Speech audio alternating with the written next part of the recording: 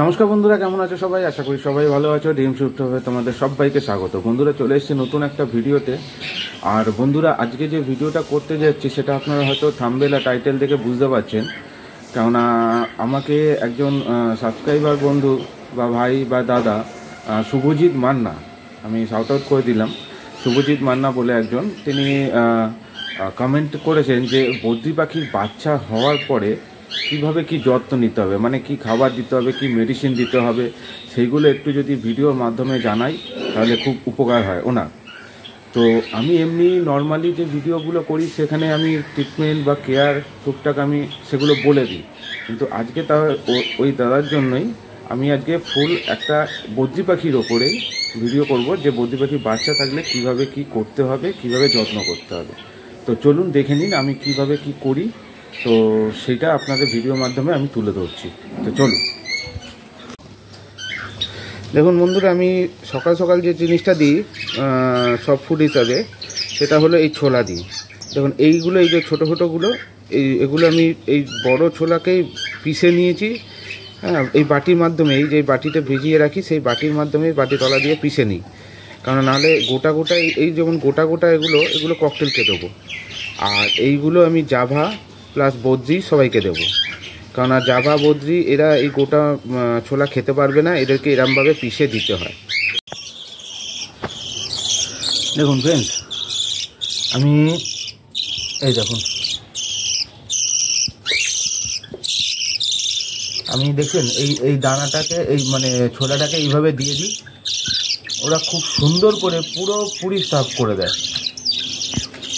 প্রত্যেকটা দিন আমি এই ছোলাটাকে অন্তত দিই, আর কিছু যদি নাও দিই, মানে অন্য সব ফুড, ছোলাটা সকালবেলা থাকবে, কেননা ছোলাতে অনেক মানে প্রোটিন ভিটামিন থাকে, যেটা বাচ্চাদের জন্য খুবই উপকারী জিনিস। এবার দেখবেন এরা খেয়ে সঙ্গে সঙ্গে গিয়ে এই দেখুন মাটা ফিটিং করাবে, দেখুন কত সুন্দর। দাঁড়ান, আমি হয়তো ক্যামেরা নিয়ে রয়েছি বলে একটুখানি ডিস্টার্ব হচ্ছে, সামনাসামনি রয়েছি বলে।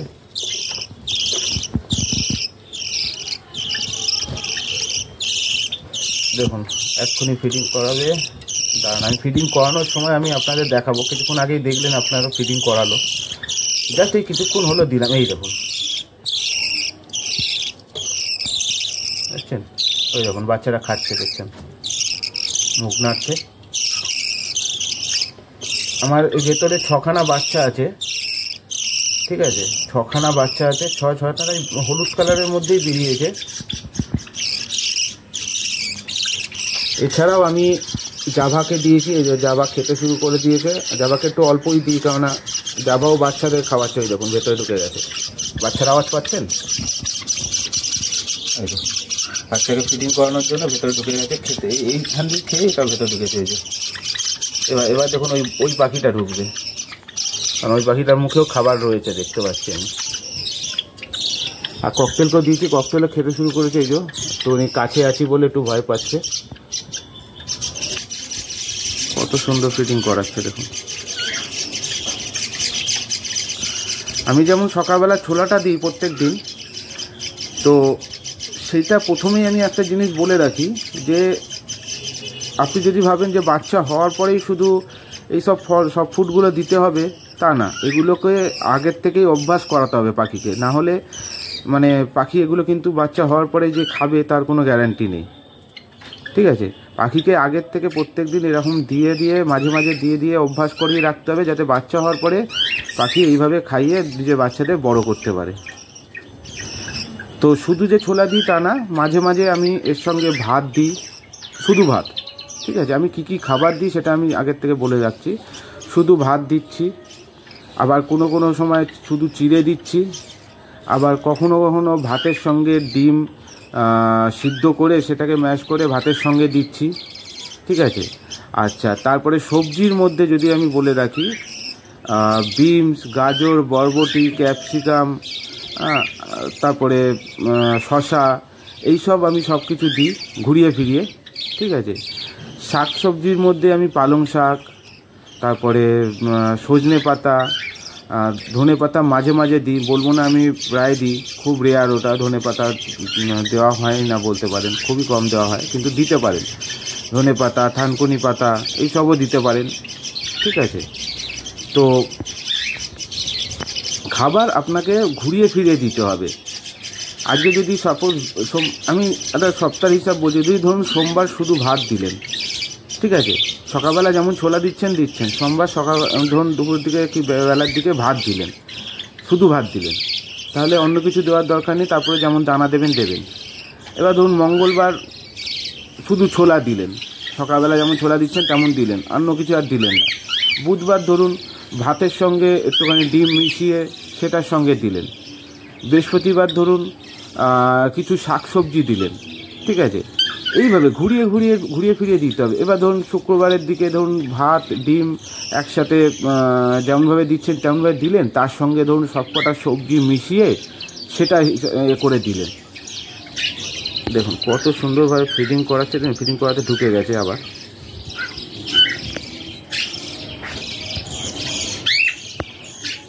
বেরিয়ে এলো।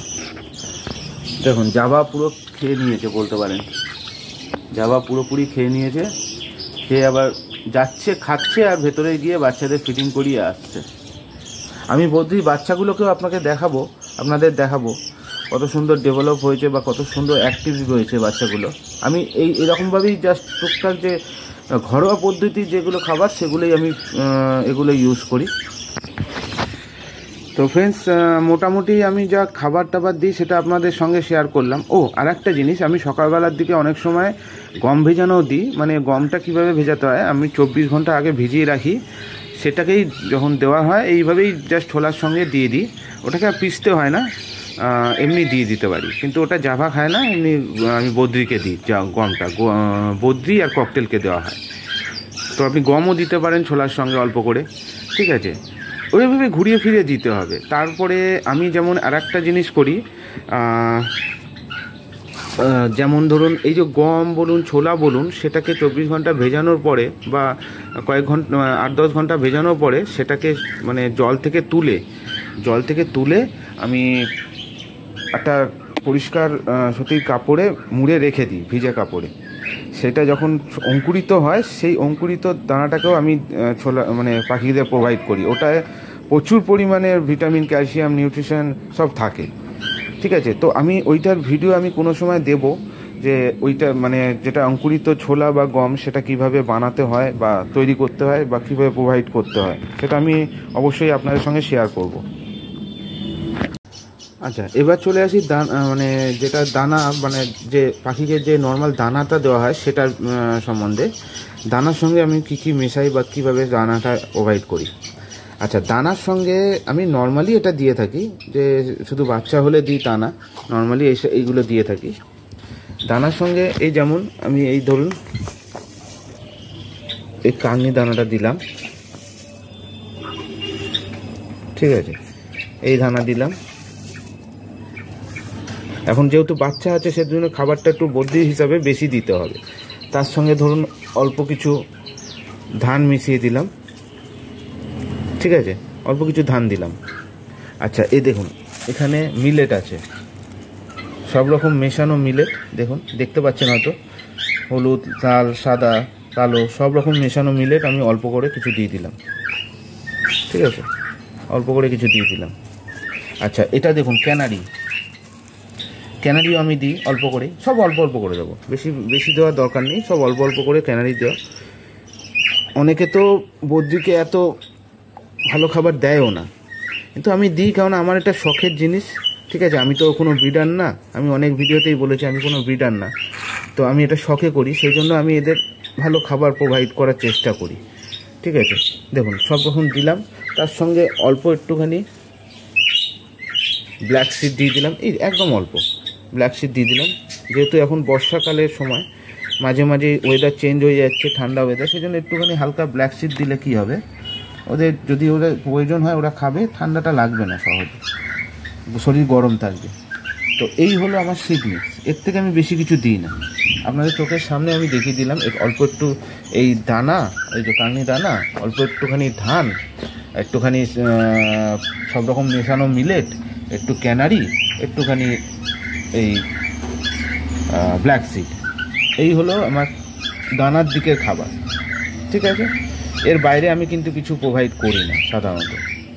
যা দেওয়ার দিই এই দিই, আর সব ফুড তো আপনাদের সঙ্গে বললামই যে কী দিই। আচ্ছা, এরপরে আসছি আমি হলো, আচ্ছা এবার আমি বলে রাখি, এই দানাটা ধরুন এই যে ছোলাটা শেষ হবে, ধরুন আরও 8 ঘন্টা বাদে আমি দানাটাকে দিয়ে দেবো। এবার এই দানাটাকে আবার কিন্তু ঠিক দুপুর বা বিকেলের দিকে আবার এই দানাটাকে ফু মেরে এই অনেকটা শেষ হয়ে যাবে, কারণ অনেকগুলো বাচ্চা তো পুরো শেষ হয়ে যায়। তো এই দানাটাকে চেঞ্জ করে প্লাস তার সঙ্গে একটু জলটাকেও চেঞ্জ করে দিলে ভালো হয়। জলটাকেও চেঞ্জ করে এই দানাটাকে আবার দিয়ে দেবো, ফিল করে দেবো। কিন্তু তখন যখন দেবো তখন কিন্তু আর এইসব মিলেট টিলেট এইসব এই মানে এই ক্যানারি এইসব আর দেবো না, তখন প্লেন আবার দানা দিয়ে দেবো। যে কটা বাদবাকি যা থাকবে বাদবাকি শুধু এই দানাটা দিয়ে দেবো। আমি এরকমই করি, কে কী করে আমি জানি না, আমি এইভাবেই দিয়ে আসছি।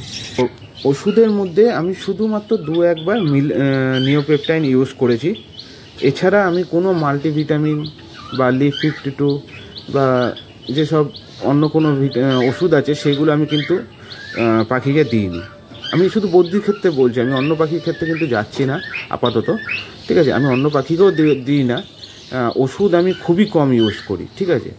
আমি ওষুধ ইউজ মানে না করার মতনই করি, জাস্ট যখন খুব দরকার হয়। যেমন কিছুদিন আগে আমি ককটেলের পটির সমস্যা হয়েছিল, তখন আমি O2 দিয়েছিলাম। এরকম আমি বাদবাকি টাইম আমি শুধু খাবারের প্রতি ধ্যান দিই, খাবারটাই ভালো করে দিই। তাছাড়া আমি ওষুধ তেমন না দেওয়ারই চেষ্টা করি। তো খাবার যেটা ভালো করে দিলে ওষুধ আই থিঙ্ক লাগে না। কারণ আমরা যেমন মানুষরাও খাবার খাই, ওষুধ কি বিনা কারণে খাই? তেমনই পাখির ক্ষেত্রেও তাই, বিনা কারণে মাল্টিভিটামিন, ভিটামিন, লিভারের ওষুধ এইসব দেওয়ার কোনো মানে হয় না। পাখি তো ভালো আছে, অসুবিধাটা কী আছে? পাখিকে খাবার দিন ঠিক মতো, তাহলেই পাখি ঠিক থাকবে। আর বদ্রি পাখি খুবই ইজি পাখি, মানে একে ট্যাকেল করা কোনো চাপের ব্যাপার না যে খুব কষ্টকর ব্যাপার। একে বিন্দাস খাবার যা দেবেন তাই খেয়ে নেবে। আমি তো একে রাক্ষসের পাখি বলি, যা দেবেন তাই খেয়ে নেবে।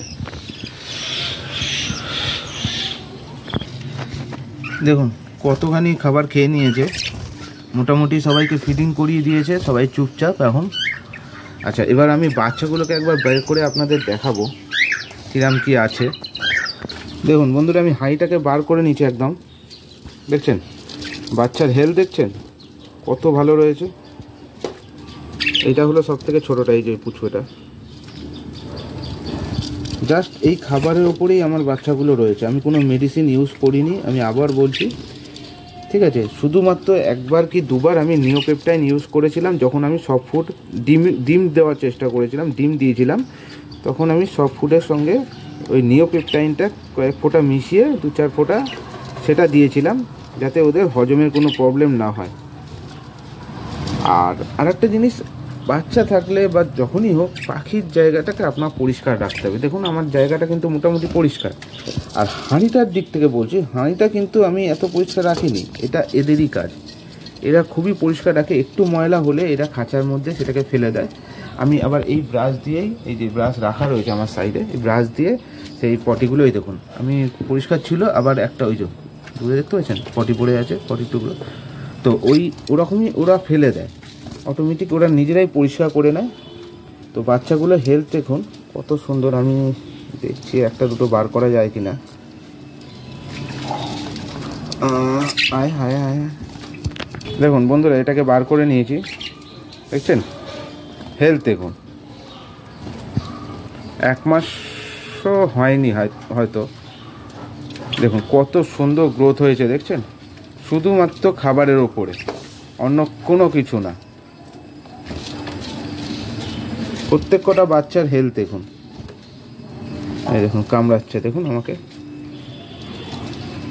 কটু শোনা,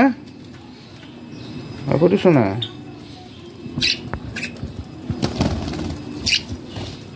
প্রত্যেক কটা বাচ্চা আপনার হেলথ খুব সুন্দর। আমি এই ছোট্টটাকে বার করে দেখাচ্ছি, দেখুন ফিডিং দেখছেন পুরো ভর্তি রয়েছে, পেটে পুরো ফিডিং ভর্তি রয়েছে। আমি আরেকটা জিনিস বলি, আমি সকালবেলা মানে রাত্রিবেলা কি করি, জলটাকে বার করে রাখি, দানাটাকে অল্প একটু হলেও কিছুটা ধুলো দিয়ে রাখি, ঠিক আছে। আমি দানা পুরোপুরি বার করে রাখি না, কেননা সকাল ওদের পাখিরা তো সকাল সকাল ওঠে, সেই হিসাবে বাচ্চাগুলো থাকলে তাদের খিদে পায়, সেই হিসাবে দানা দেওয়া থাকলে কি হবে ওরা ফিডিং করাতে পারে। এবার যখন আমি ছোলা দেওয়ার হয় তার আগে আমি দানাটাকে জাস্ট বার করে ছোলাটাকে ঢুকিয়ে দিই। ঠিক আছে, আমি দানা যে একেবারে রাত্রিবেলা বার করে রাখি তা না, দানা কিছুটা দিয়ে রাখি, জলটাকে শুধু বার করে রাখি। এই দেখুন রে, ও কুচু কুচু কুচু কুচু ফিডিং করিয়েছে, দেখুন কত সুন্দর করে পেট ভর্তি করে ফিডিং করিয়েছে, পুরো পেট ভর্তি। কামড়াচ্ছে কি, অ্যাক্টিভ, ফুল অ্যাক্টিভ। যা যা, আমি বেশি ডিস্টার্ব করবো না, এদের থাক।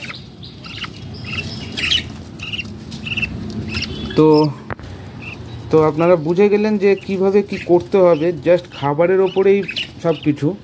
এই দেখুন গ্রিটও দেওয়া রয়েছে, ক্যাটেল ফিশ বোনও দিতে হবে, সব কিছু দেওয়া থাকবে। মেডিসিন আপনার যখন দরকার তখন ইউজ করবেন, যদি কোনো পটির প্রবলেম হয় বা কিছু তখন ইউজ করবেন। এমন না যে আগের থেকেই সব কিছু দিয়ে পাখির শরীর স্বাস্থ্য খারাপ করে দিতে হবে। দেখুন আমার পাখি দেখুন 6খানা বাচ্চা ফিডিং করাচ্ছে, এই দেখুন দুটো, কিন্তু এদের হেলথ দেখেছেন কত সুন্দর রয়েছে। দেখুন এইটুকুই, জাস্ট খাবারের ওপরে ডিপেন্ড করতে হবে আপনাদের, মেডিসিন না। মেডিসিন দিয়ে অনেক কেউ আছে যে এই মেডিসিন ওই মেডিসিন দেওয়ার কথা বলবে, কিন্তু আমি আমার যেটা করি সেই হিসাবে আপনাদের সঙ্গে শেয়ার করলাম যে আমি মেডিসিন দিই না, এই বিভিন্ন রকম খাবার যেগুলো বললাম সেগুলোকেই ঘুরিয়ে ফিরিয়ে দিতে হবে। তো এদের আমি এবার ভেতরে ঢুকিয়ে দিই বাচ্চাগুলোকে। তো আমি বাচ্চাগুলোকে ভেতরে ঢুকিয়ে দিয়েছি, ওরা এবার খাক আস্তে আস্তে ধীরে ধীরে। এবার দেখুন ওদের ফিডিং করানো মোটামুটি কমপ্লিট হয়েছে, এরা একটু রিল্যাক্সে রয়েছে।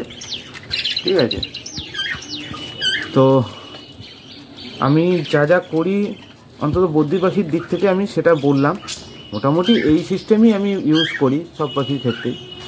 তো আশা করছি আপনাদের বুঝতে অসুবিধা হয়নি। আমি শুধু এটা বলবো যে আমি যে ভাইয়ের রিকোয়েস্টে আমি এটা করছি বা দাদার রিকোয়েস্টে, তাকে আমি উদ্দেশ্য করে বলছি। প্লাস হলো যারা বিগিনার্স এরকমই অনেকটা জানে না ঠিক মতো, অসুবিধা হচ্ছে, তাদের ক্ষেত্রে আমি এই ভিডিওটা করলাম তাদের জন্য। তো আশা করছি তাদের আর কোনো অসুবিধা নেই। ঠিক আছে, মেডিসিন যত পারবেন কম ইউজ করার চেষ্টা করবেন, খাবার দিন, খাবার দিলেই পাখি ঠিক থাকবে।